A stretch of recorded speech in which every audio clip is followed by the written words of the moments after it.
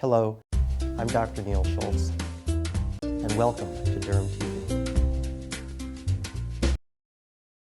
Most of us experience a blister at one point or another. Blisters usually occur either from burns or from rubbing.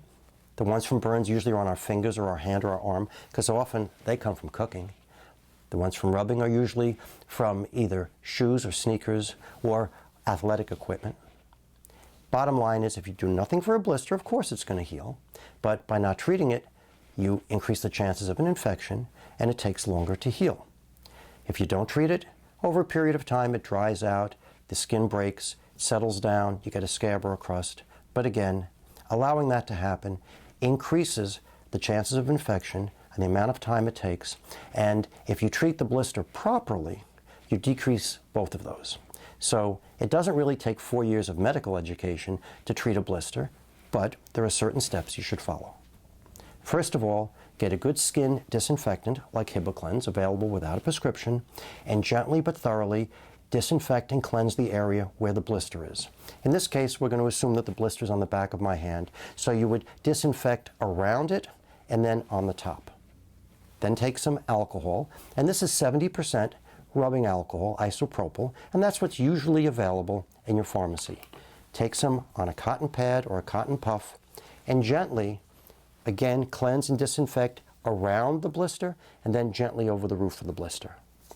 Third, take a needle. Most of us use a sewing needle, and the needle needs to be sterilized.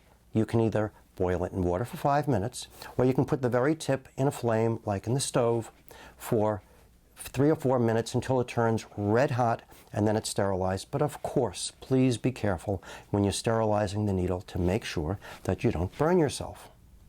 Next, you want to take the needle and puncture the blister at the very bottom of the blister. Let's assume that this is the blister.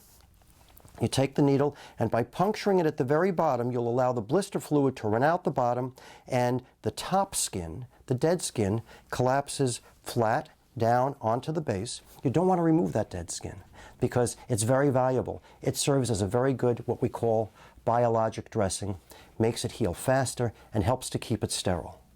Next, take some antibiotic ointment. This is bacitracin. You could use polysporin or Aquaphor healing ointment. And don't put the ointment on the top of the blister. Rather, put the ointment on a Band-Aid, because if you put it on the Band-Aid and then apply the Band-Aid on top of the blister, there's less of a chance that you'll rub off the top surface of that dead skin, which again, we want to preserve. Change the Band-Aid and apply new ointment to a new Band-Aid 3 or 4 times a day, and that will both speed the healing of the blister as well as helping to prevent an infection. Please join me again at DermTV.com. If you have a question, please send it to me by visiting DermTV.com/question. I'm Dr. Neil Schultz, and thank you for watching today.